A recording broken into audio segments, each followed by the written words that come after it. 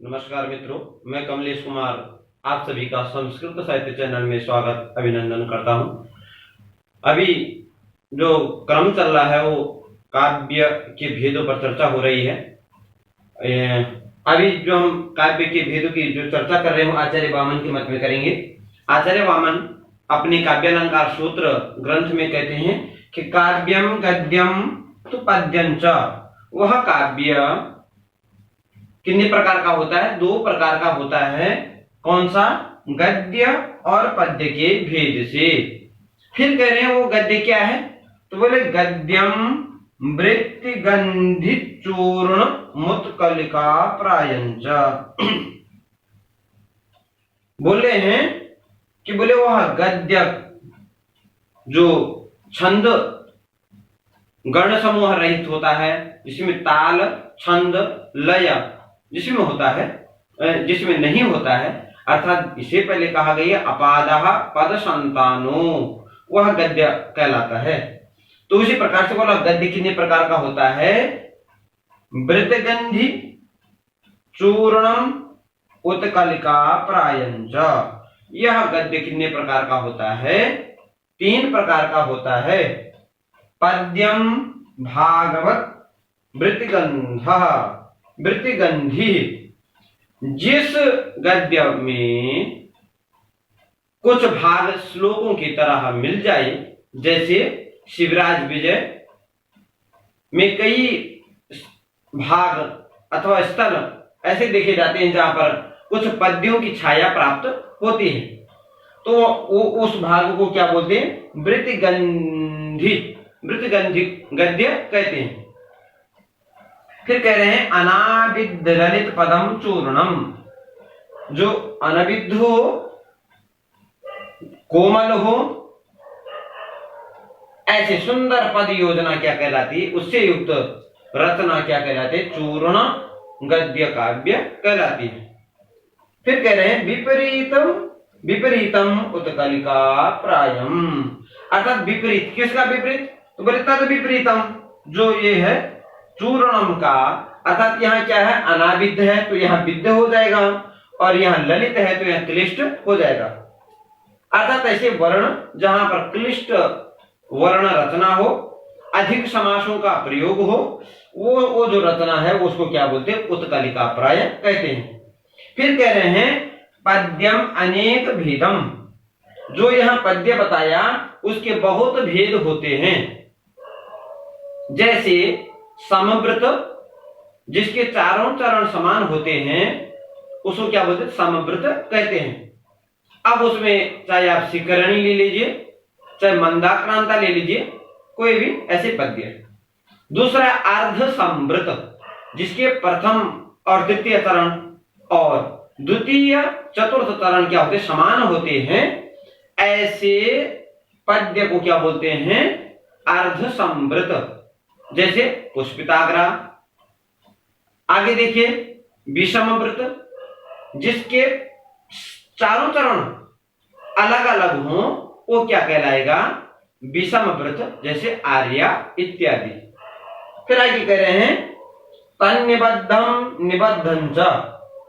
फिर कह रहे हैं कि बोले वह जो काव्य है वह फिर कितने प्रकार का होता है? दो प्रकार का होता है। कौन कौन सा? अनिबद्धम निबद्धं च।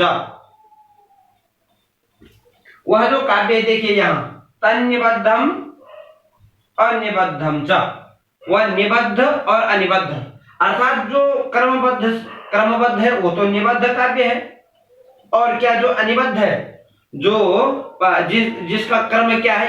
इधर उधर है, वह क्या है? अनिबद्ध काव्य है। अर्थात एक तो काव्य हो गया, चाहे महाकाव्य मान लीजिए, और एक मुक्तक काव्य होता, मुक्तक और क्या? एक महाकाव्य काव्य, ये हो गया। वह भी बोले क्या है? क्रमः सिद्धिस्तयोः सृक् उतंसवत्। वह भी बोले वो ऐसे क्रम से बोले वह क्या होता है? ऐसे सिद्धि को प्राप्त होता है। तयोः सृक् माला और मुकुट की तरह सुशोभित होते हैं। फिर कह रहे हैं न अनविद् नानिबद्धम चकास्तेक तेजः परमाणुवत्। बोले जो वह अनिबद्ध अनिबद्ध है अर्थात मुक्तक काव्य है वह अच्छा हमें प्रतीत नहीं होता, ऐसे वामन का मत है। कह रहे हैं एक तेज परमाणुवत, वह एक छोटे से अर्थात परमाणुवत एक छोटे से परमाणु के समान तेज के समान प्रतीत होता है, जैसे एक छोटा सा अग्नि की जो चिंगारी होती है वह प्रकाश फैलाने में क्या होती असमर्थ होती है। तो इसलिए कह रहे हैं कि वह क्या होता है अनविद्धम, वह ऐसा अनिबद्ध काव्य होता है। फिर कह रहे हैं संदर्भेषु दश रूपकम श्रेयः, फिर दृश्य काव्य की बात कर रहे हैं। बोले देखिए इसमें अनिबद्ध और अनिबद्ध में फिर वही आएगा, गद्य भी आएगा, गद्य में भी काव्य महाकाव्य मुक्तक आएगा, और अनिबद्ध में तो आ ही गया है मुक्तक काव्य, उसमें भी वही है। फिर उसमें जो है संदर्भेषु, इसी प्रसंग में कह रहे हैं कि दश रूपकम श्रेयः, 10 रूपक अर्थात जो नाटक प्रकरण भाण प्रहसन व्यायोग समवकार बीथी अंक यह मृग इत्यादि जो 10 रूपक हैं वो क्या है श्रेय है अर्थात श्रेष्ठ है। कह रहे हैं तद्धि, क्यों श्रेष्ठ है प्रश्न आता है, तो बोले इसलिए कारण बता रहे हैं तद्धि चित्रम, चित्र होने के कारण, चित्रपटवद विशेष साकल्यात, क्योंकि उसमें चित्र होने से और संपूर्ण गुणों से युक्त होने से वह क्या है उपादेय है अर्थात सुंदर है। फिर कह रहे हैं उन रूपकों में भी अन्य भेदों को जानना चाहिए। कह रहे हैं ततः ततो अन्य भेद क्लृप्ति, उनसे भी आगे अन्य भेदों को जानना चाहिए। यहां केवल आचार्य वामन के मत में काव्य के भेदों को प्रस्तुत किया गया। अब कर रहे हैं आचार्य ध्वन्यालोक के मत में। ध्वन्यालोक का आचार्य आनंदवर्धन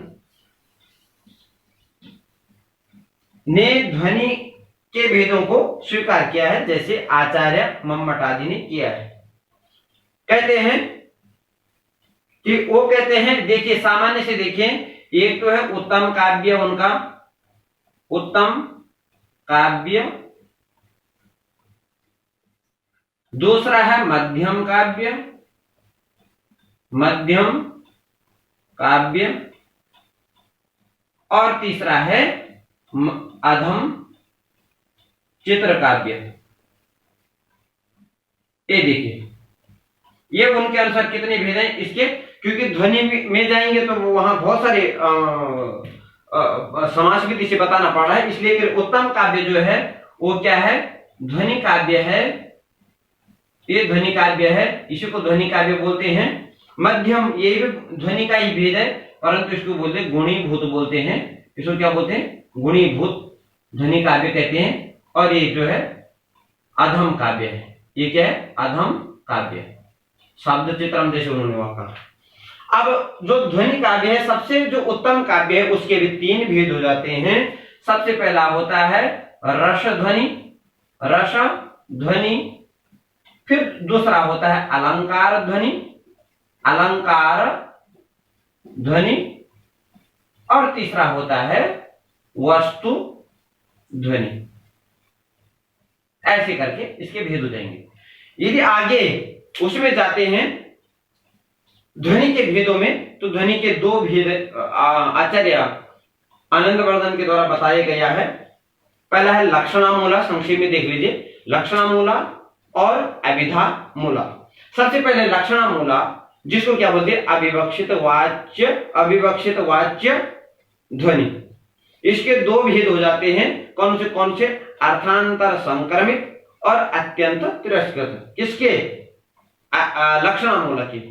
फिर जो अभिधामूला है वह क्या विवक्षितान्य परवाच्य ध्वनि है, जिसके 2 भेद हो जाता है संलक्षक क्रमध्वनि और असंलक्षक क्रमध्वनि। इस प्रकार से आनंदवर्धन के मत में कितने भेद हो जाते हैं 3 भेद हैं काव्य के भेद, 3 मुख्य 3 है, बस ज्यादा जानने की आवश्यकता नहीं है।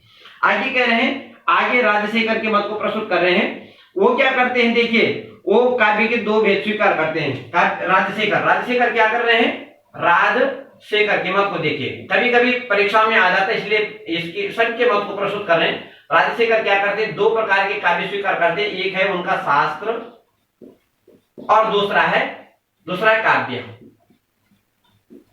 इस प्रकार देख लीजिए। फिर यह जो काव्य है दो प्रकार का, दृश्य और ये हो गए श्रव्य, काव्य। ठीक है, दृश्य में नाटक इत्यादि 10 रूपों का देंगे और श्रव्य में काव्य, महाकाव्य इत्यादि आ जाएंगे। फिर यहाँ शास्त्रों को जो है वो ऐसे भाग कर लेते हैं, शास्त्रों के भाग कर देते हैं। उनमें एक आ जाता है पौरुषेय, ये देखिए पौरुषेय, और दूसरा जो है अपौरुषेय। फिर अपौरुषेय में क्या है, वेद आ जाते हैं। वेद के फिर दो भाग हो जाते हैं, मंत्र और यहाँ पर ब्राह्मण। ये बहुत बड़ा विषय है, मंत्र और ब्राह्मण। फिर मंत्र ब्राह्मण के बाद जो है इनकी क्या जाती है, ऋचाएं आ जाती है। फिर वो बात करते हैं उसके, भाई 4 वेद होते हैं, 4 वेद, ऋग, यजुः, साम और अथर्ववेद। फिर चारों वेद के उपवेद आ जाते हैं, आयुर्वेद, धनुर्वेद, गांधर्ववेद और अर्थवेद। इस प्रकार से। और 5वां वेद उनके मत में क्या है, 5वां वेद क्या है, पंचम वेद क्या है, पंचम वेद नाट्य शास्त्र है। पंचम वेद क्या है, नाट्य शास्त्र है भैया, नाट्य शास्त्र। ठीक है, इस प्रकार से आचार्य के मत में। और जो है इसी प्रकार से शिक्षा, कल्प, निरुक्त, छंद, ज्योतिष और व्याकरण, इस प्रकार से 6 अंग और 7वां अंग जो वेदांग है वो उनमें से अलंकार को ग्रहण किया गया है। इस प्रकार से आज आचार्य वामन के मत में, आचार्य आनंदवर्धन के मत में और आचार्य राजशेखर के मत में काव्य के भेदों की चर्चा की गई। आचार्य आनंदवर्धन ने कितने प्रकार का काव्य बताया था, 2 प्रकार का काव्य बताया था, गद्य और पद्य। मुख्य भेद से आचार्य आनंदवर्धन ने 3 प्रकार का बताया था, उत्तम, मध्यम और अधम। आचार्य राजशेखर ने 2 प्रकार का, वो भी कहते शास्त्र और काव्य, उनके भेद अलग अलग भेद हो जाते। इस प्रकार से आज इनके काव्य के भेदों की चर्चा की। अस्तु, यदि आप किसी को भी किसी प्रकार का कोई समझ में नहीं आता है या किसी विषय की चर्चा करनी हो तो आप विशेष आप संदेश भेज सकते हैं और कमेंट कर सकते हैं मैसेज के द्वारा। धन्यवाद। नमो नमः।